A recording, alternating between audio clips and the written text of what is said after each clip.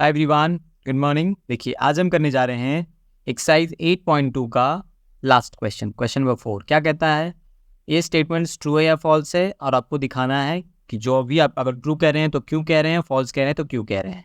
चलिए पहले क्वेश्चन पे आ जाए। देखिए पहला क्वेश्चन कहता है कि sine A plus B is equal to sine A plus sine B होता है या नहीं होता है। तो ट्रू या फॉल्स कहने से पहले हम एक एग्जाम्पल ले लेते हैं। मान लीजिए ए की जगह हम 0 ले लें, नहीं, ए के जगह हम 30 ले लें और बी के जगह हम 60 ले लें। ठीक है, तो अब देखिए एलएचएस उठा लीजिए। देखिए क्या है आपके पास, साइन ए प्लस बी, यानी ये कितना हो जाएगा, देखिए तो साइन 30 प्लस 60, ये कितना हो गया, साइन 90। तो देखिए तो साइन में 90 की वैल्यू कितनी है, 1 है ना, यानी ये इक्वल टू 1 हो गया। अब आप आरएचएस उठा लीजिए। आरएचएस में क्या करोगे आप, sign A plus sine B, ये दिया हुआ है ना।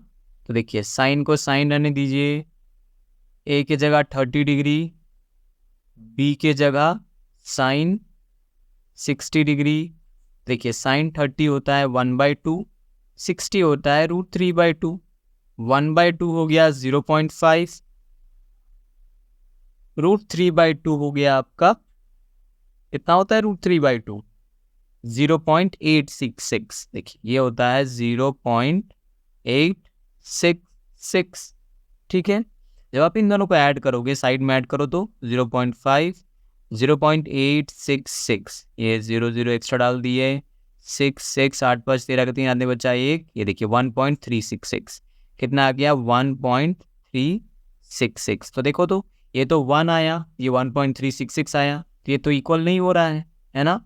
तो लिख देंगे हेंस, यहाँ नेक्स्ट स्लाइड में चलते हैं, लिखेंगे कि since LHS is not equal to RHS, therefore false is our answer।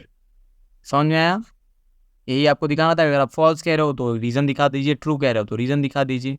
Second question कहता है the value of sine theta increases as theta increases, यानी कि देखिए क्या कह रहा है क्वेश्चन, कि थीटा की वैल्यू जैसे जैसे बढ़ रही है, जैसे पहले 0 था, फिर 30 हुआ, फिर 45 हुआ, फिर 60 हुआ, फिर 90 हुआ, तो बोला उस हिसाब से साइन जब आप लगाओगे, साइन थीटा जब आप लगाओगे तो क्या इसकी वैल्यू भी इंक्रीज हो रही है। तो चेक किया जाए। देखिए साइन 0 की वैल्यू 0 होती है, साइन 30 की वैल्यू 1/2, 45 की वैल्यू 1/√2, 60 की वैल्यू √3/2 और 90 की वैल्यू 1। तो देखिए 0 तो 0 आपको आराम से दिख रहा है, 0.5 ये तो दिख रहा है ना आपको कि, अरे मैंने सिंबल उल्टा ले लिया ना, सॉरी, ये सिंबल इस तरीके से होगा,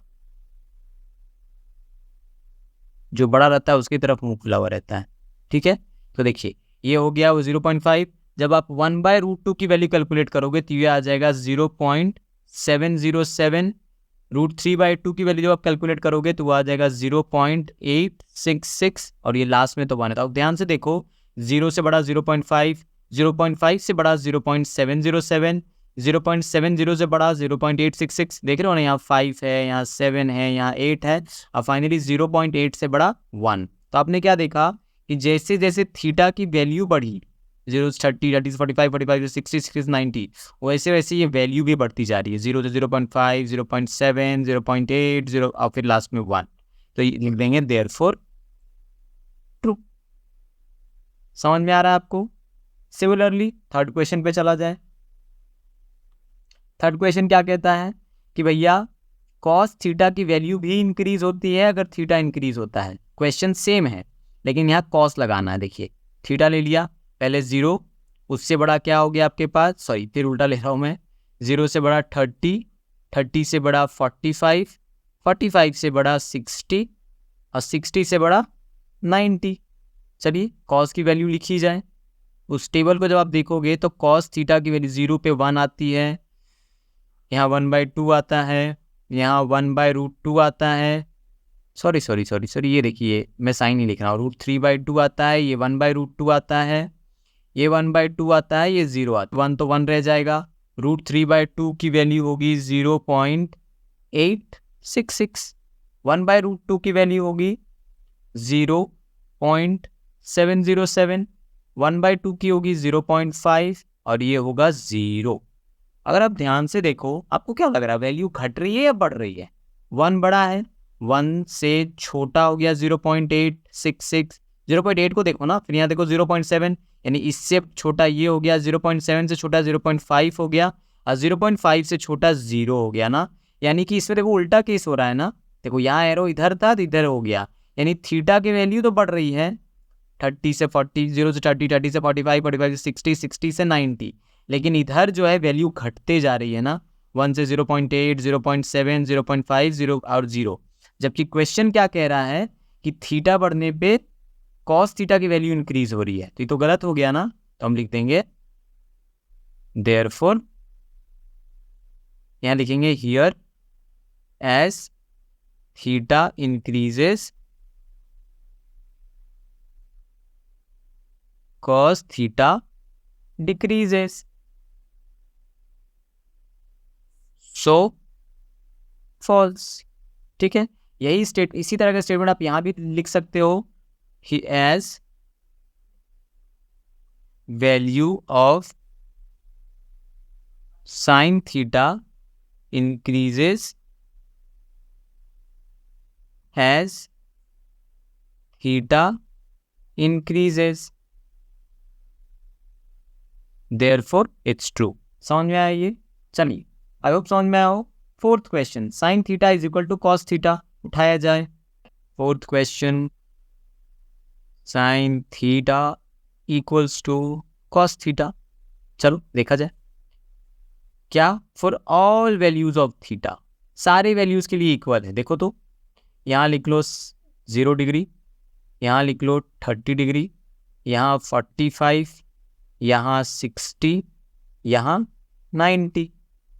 यहाँ क्या करोगे, छोड़ो, उतना करने की जरूरत नहीं है। देखो साइन है यहाँ पर, कॉस है यहाँ पर। साइन 0 कितना होता है, 0, कॉस 0 होता है 1।